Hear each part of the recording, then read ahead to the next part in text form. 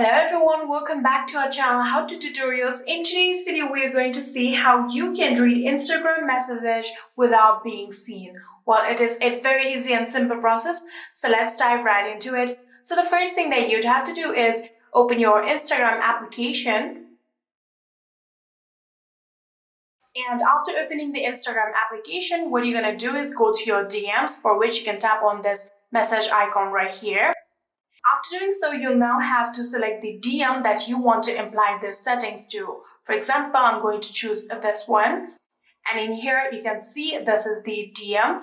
And in order to apply these settings, you'll have to tap on the name of the person that you can see on the top right here.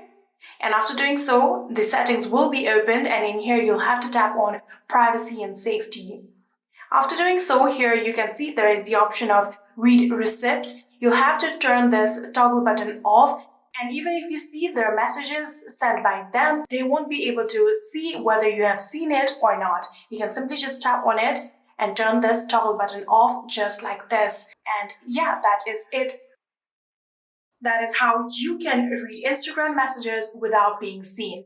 I hope this video was helpful to you guys. If it was, please do not forget to hit that subscribe button and like our video. Thank you so much for watching. See you in the next.